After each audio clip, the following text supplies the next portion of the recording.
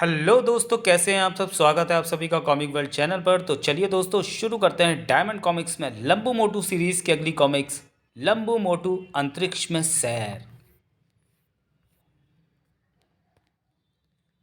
लंबू मोटू अंतरिक्ष में सैर। लंबू और मोटू होटल में बैठकर अखबार पढ़ रहे थे, तभी लंबू एक खबर पढ़कर चौंका। क्यों भाई? क्यों मोटू भाई?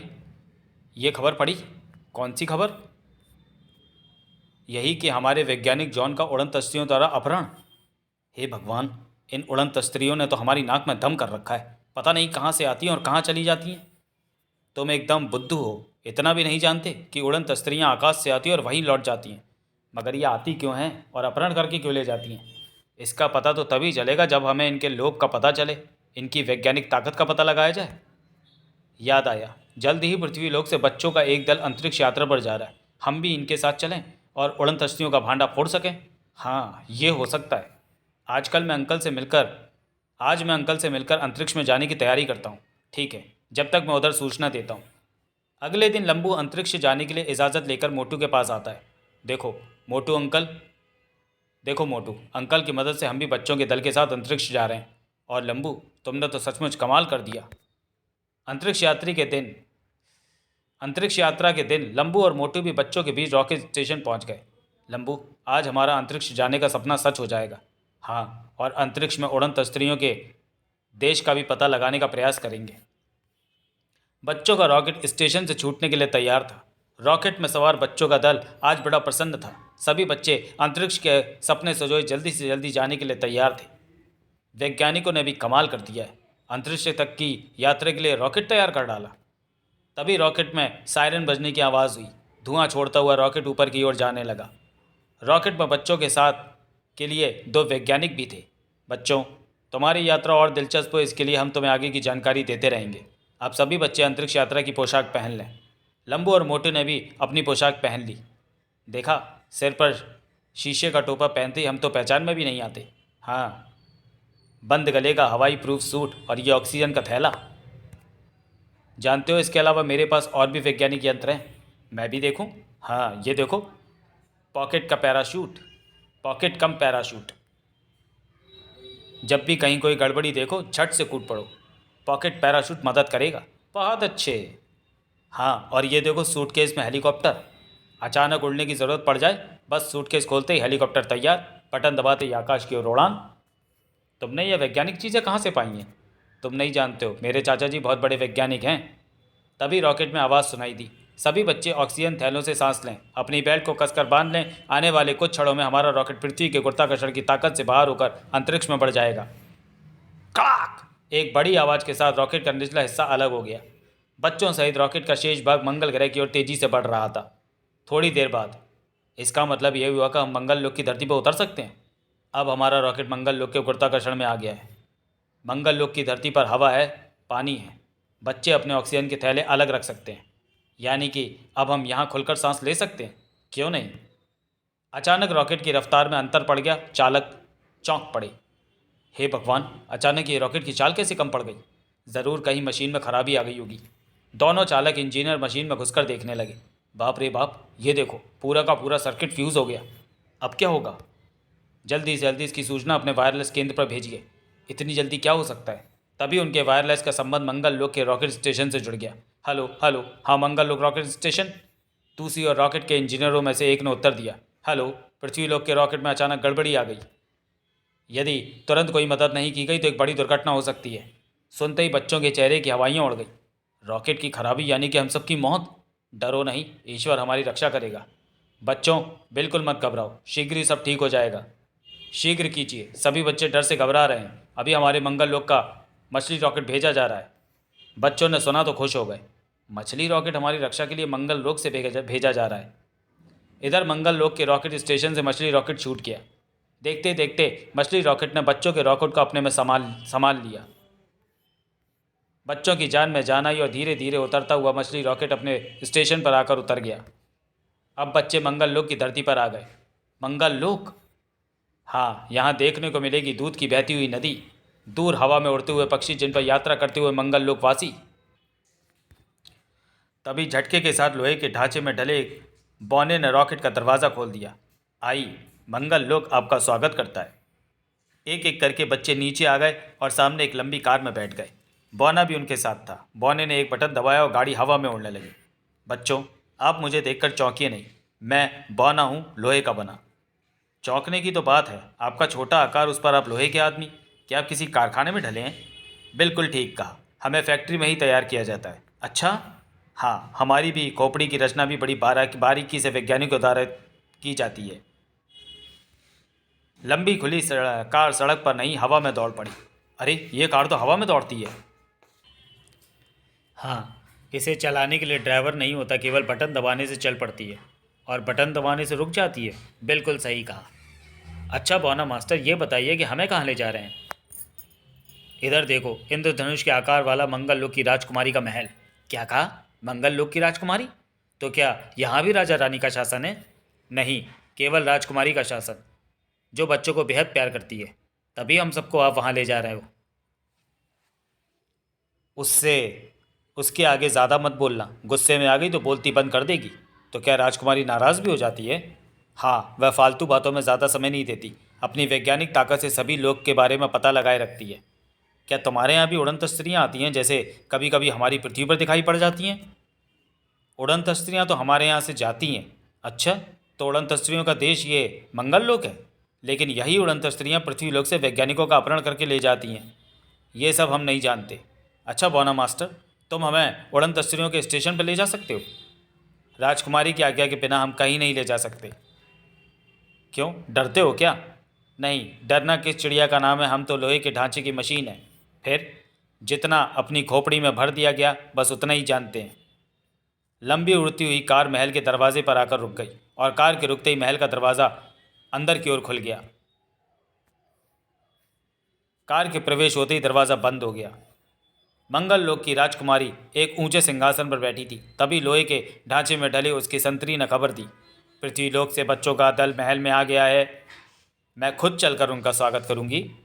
राजकुमारी ने सितारे की घड़ी हाथ में ली और बच्चों के सामने पहुंच गई। मैं तुम्हारा ही इंतज़ार कर रही थी प्यारे नन्हे मुन्ने बच्चों। प्यारे नन्हे मुन्ने बच्चों को सामने पाकर मैं आज कितनी प्रसन्न हूँ।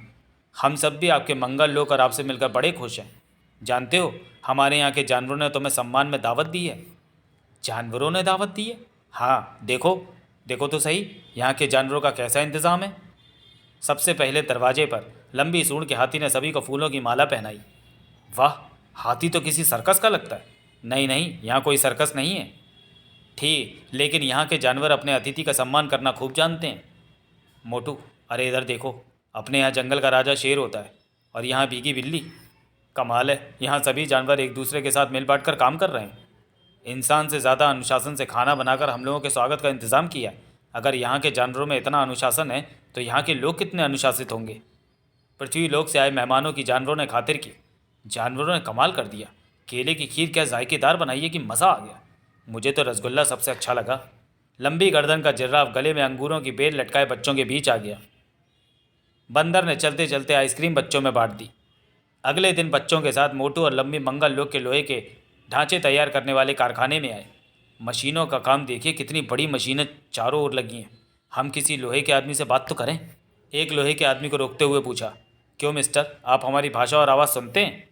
क्यों नहीं, हमारी खोपड़ी में हर बात को समझने का यंत्र लगा है। बताइए आप क्या चाहते हैं। Oh very good. अच्छा ये बताइए, हम कहाँ से आए हैं? पृथ्वी लोक से। अच्छा, यहाँ से हमारी पृथ्वी कितनी दूर होगी? यही कोई 4.25 लाख मील। गलत। तुम ये कैसे कह सकते हो? गलत और सही जानना चाहते हो, इंक्वायरी से पूछ कर देख लो। अच्छा एक बात बताओ, तुम्हारी उड़न तस्त्रियाँ कहाँ से उड़ती हैं? ये बात हमारी खोपड़ी से बाहर है। तब फिर ये बात किसकी खोपड़ी में है? हेडक्वार्टर से पूछिए। कौन से हेडक्वार्टर से? जहाँ से लंबे लोहे के आदमी तैयार किए जाते हैं। मतलब ये कि कहीं तुमसे भी लंबे आदमी फैक्ट्री में बनाए जाते हैं? और नहीं तो क्या, लंबे लोहे के आदमी ही तो उड़न तस्त्रियाँ उड़ाते हैं। ये बात है। लंबू और मोटू ने अपने साथियों को समझाया। सभी जाग के राजकुमारी के महल में रात बिताइए। मैं और लंबू उड़न तस्त्रियों के कारखाने का पता लगाएंगे। नहीं नहीं, हम तुम्हें अकेला नहीं छोड़ सकते। घबराओ नहीं, सवेरा होते ही मैं मोटू के साथ हाजिर हो जाऊंगा। हमें उड़न तस्त्रियों के साथ साथ उन वैज्ञानिकों का पता लगाना है जिनका पृथ्वी से अपहरण किया है। लंबू और मोटू ने सभी बच्चों को विदा किया। अब तरकीब सोचो आगे क्या करना है। तरकीब? आ गई तरकीब। क्या? किसी तरह से हम लोहे के आदमियों के ढांचे प्राप्त कर लें। फिर क्या, उन्हें पहनकर हम भी लोहे के आदमी बन जाएंगे? हाँ, ढांचे में रहने से हमें कोई पहचान भी नहीं सकता। आसानी से कहीं भी इधर से उधर जा सकते हैं। मगर लोहे के ढांचे मिलेंगे कैसे? इसके लिए एक ही तरकीब है, लोहे के आदमी को फुसलाकर ढांचे झपट लें। मगर कैसे? अभी देखो मेरा ये कमाल। एक लोहे के आदमी को अपनी ओर आता देखकर, हेलो आयरन मैन, आप कैसे हैं? अच्छा हूँ, कहिए मैं आपकी क्या सेवा करूँ? सेवा यदि कर सकते हो तो हमें अपनी खोपड़ी की रचना खोपड़ी खोल कर दिखा दो। बस इतनी सी बात। ये देखो। लोहे का लोहे का लोहे के आदमी ने अपना लोहे का ढांचा सिर से उतारा। उसमें असंख्य छोटे छोटे तार और बल्ब टिमटिमाते नजर आए। वाह वाह, बड़ी बारीकी से वैज्ञानिकों ने तुम्हारी खोपड़ी की रचना की है। क्या मैं खोपड़ी को छू सकता हूँ? नहीं, छूते ही यदि तार इधर से उधर हो गया तो खोपड़ी के बल्ब फ्यूज़ हो जाएंगे और तुम काम करना बंद कर दोगे। हाँ, यही तो मैं चाहता हूँ। इतना कहने के साथ ही एक जोरदार मुक्का लंबू ने लोहे के आदमी की खोपड़ी में जड़ दिया और खोपड़ी के सारे बल्ब फ्यूज़ हो गए। लोहे का आदमी ज़मीन पर धराशायी हो गया। कहो मोटू, हो गया आधा काम। अब इस ढांचे में तुम आ जाओ, मैं एक और ढांचा तलाश करता हूँ। दोनों दोस्तों ने अपनी सूझबूझ से दो लोहे के ढांचे प्राप्त कर लिए और उन्हें खुद पहन लिया। हम देखने में बिल्कुल लोहे के आदमी लगते हैं। हाँ, ये सब तुम्हारी खोपड़ी का कमाल है। अब हम उड़न तश्तरियों का पता लगाते हैं। एक बात और, अपने वैज्ञानिक का यंत्र, पॉकेट पैराशूट और सूटकेस में हेलीकॉप्टर साथ लेते चलो। हाँ, ये भी ज़रूरी है। चलो राजकुमारी के महल चलते हैं। दोनों राजकुमारी के महल में पहुँचे, अपना सामान संभाला और धीरे से रात के अंधेरे में चल दिए। हमें किसी ने नहीं देखा। मैं चटपट अपना हेलीकॉप्टर खोलता हूँ, जल्दी से उड़ चलते हैं। लंबू ने सूटकेस में से हेलीकॉप्टर निकाला। चटपट दोनों उस पर सवार हुए। हम काफ़ी दूर आ गए, मगर अभी तक कुछ पता नहीं चला। कहीं हम लोग रास्ता तो नहीं भूल गए? रास्ता हमें बताया किसने जो भूल जाएंगे? उधर देखो, गोल उड़न तस्तरी जैसी आकार की वस्तु नीचे से उठी। हाँ, मगर ये तो अपनी ओर ही आ रही है। अपना हेलीकॉप्टर पीछे ले लो। पीछे से भागने से काम नहीं चलेगा। यदि पकड़ लिए तो सारा भेद खुल जाएगा। फिर क्या करेंगे? अपनी पॉकेट से पैराशूट निकालो, कूद पड़ो। ठीक है। पॉकेट पैराशूट के सहारे दोनों धीरे धीरे नीचे उतर गए। जान बची और लाखों पाए। उधर उनके हेलीकॉप्टर को उड़न तस्त्रियों ने अपनी टक्कर से ऊपर ही चकनाचूर कर डाला। छिपते छिपाते उड़न तस्त्रियों के कारखाने में घुस गए। हमें यहाँ लोहे के आदमी अपने ही आदमी समझ रहे हैं, इसलिए तो किसी ने हमारी ओर ध्यान नहीं दिया। आओ पहले अपने देश के अपहरण किए वैज्ञानिकों का पता लगाते हैं। जरूर यहीं कहीं छिपा कर रखा होगा। एक लंबी सुरंग से वह दोनों दूसरी ओर निकल गए। शीशे के बंद कमरों में कितने व्यक्ति कैद थे। लंबू भाई, ये रहे हमारे वैज्ञानिक। मगर ये तो शीशे में कैद हैं। उधर देखो, लोहे का आदमी शायद कुछ खिलाने के लिए जाता है। मैं इससे खाना ले लेता हूँ। मोटू ने लपक कर उससे खाने की तस्तरी खुद ले ली और लंबू के साथ शीशे के अंदर दाखिल हो गया। क्या आपको पृथ्वी लोक से लाया गया है? हाँ, मगर तुम कौन हो? मोटू, लंबू पृथ्वी लोक से आए हैं। मगर तुम हमारी रक्षा कैसे कर पाओगे? इतनी बड़ी वैज्ञानिक ताकत से कैसे मुकाबला करोगे? अभी ये दोनों बातें कर ही रहे थे कि चार लोहे के आदमियों ने आकर लंबू और मोटू को पकड़ लिया। हमारी आंखों में धूल झोंक कर यहाँ तक आ गए। चलो हमारे बॉस के पास। यहाँ तुम्हारा भी कोई बॉस है? चलो हम चलते हैं। दोनों को उनके बॉस के सामने लाया गया। तुम्हारी यहाँ तक आने की हिम्मत कैसे हुई? हम पृथ्वी लोक से आए हैं, हिम्मत के मामले में सबसे आगे हैं। आपकी तरह डरपोक नहीं जो चोरी छिपे हमारे वैज्ञानिकों का अपहरण कर लेते हैं। ये तो हम अपनी वैज्ञानिक ताकत बढ़ाने के लिए करते हैं। वैज्ञानिक ताकत से बढ़कर होती है इंसान के प्यार की ताकत, जिसका अर्थ सिर्फ पृथ्वी वाले ही जानते हैं। प्यार की ताकत क्या होती है, हम जानना चाहते हैं। प्यार की ताकत से दुश्मन भी अपना हमदर्द बन जाता है। हम तुम्हारा हमदर्द बनना चाहते हैं, बताइए क्या करें? सच में आप ऐसा कर सकते हैं? हाँ, हम ये चाहते हैं। तब अपहरण किए हमारे वैज्ञानिकों को आज़ाद कर दो और हमसे दोस्ती का हाथ बढ़ाओ। हमने हाथ मिलाया, आज ही सभी को आज़ाद कर देंगे। हमारी उड़न तस्तरियाँ उन्हें उनके लोग पहुँचा देंगी। इस खबर ने सभी को आश्चर्य में डाल दिया। उड़न तस्त्रियों द्वारा वैज्ञानिकों को पृथ्वी पर वापस भेज दिया। हमें तो बड़ा आश्चर्य कि दो बालकों ने मिलकर इतना बड़ा काम कर दिया, मगर वो अभी तक हैं कहाँ? उस समय लंबू और मोटू मंगल ग्रह की राजकुमारी से दूसरे बच्चों के साथ पृथ्वी लोक जाने की विदाई ले रहे थे। अब की बार आप हमारी पृथ्वी लोक पर आइए। हम अभी से तैयारियां शुरू कर देंगे ताकि आपकी पूरी मदद कर सकें। विदाई के बाद पृथ्वी लोक के लिए बच्चों का रॉकेट मंगल ग्रह से रवाना हुआ। पृथ्वी लोक पर रेडियो, टेलीविजन और सभी अखबारों में यह खबर रॉकेट आने से पहले ही फैल गई। अंतरिक्ष की यात्रा से शीघ्र ही बच्चों का दल लौट कर आ रहा है। उनमें लंबू और मोटू ने वह काम किया जो प्रशंसनीय है। सरकार उन्हें पुरस्कार से सम्मानित करेगी। पृथ्वी पर रॉकेट के आने की बेसब्री से इंतजार की जा रही थी। रॉकेट अपनी रफ्तार से पृथ्वी की ओर आ रहा था। देश के बड़े बड़े वैज्ञानिकों की टोली रॉकेट के अतिथि कक्ष में पहले से ही आकर बैठ गई। लंबू और मोटू ने मुझे उड़न तस्त्रियों के देश से इतनी जल्दी आज़ाद करवाया कि मैं तो सोच भी नहीं सकता था। ऐसे ही नहीं, बच्चों के दर्शन के लिए ही तो आज इतनी भीड़ इकट्ठी है। इन बच्चों ने वह काम कर दिखाया जिसे शायद हम भी ना कर पाते। रॉकेट के स्टेशन पर उतरते ही भीड़ ने फूल मालाएं और जय जयकार के नारे लगाने शुरू कर दिए। लंबू मोटू जिंदाबाद। नगर की ओर से लंबू मोटू के सम्मान में एक विशाल सभा का आयोजन किया गया। बड़े गर्व की बात है कि 2 बच्चों ने इतना बड़ा कमाल कर दिखाया। हम ये जानना चाहते हैं कि वो कौन से शब्द थे जिनके जादू से वे पिघल गए। माइक पर उठकर मोटू और लंबू आए। मैंने तो सिर्फ इतना ही कहा था कि सबसे बड़ी प्यार की ताकत होती है, जिसे उन्होंने समझ लिया और हम सबको आज़ाद कर दिया। समाप्त। तो चलिए दोस्तों, वीडियो को यहीं समाप्त करते हैं और मिलते हैं लंबू मोटू सीरीज़ की किसी अगली कॉमिक्स में अगले वीडियो में। तब तक के लिए धन्यवाद।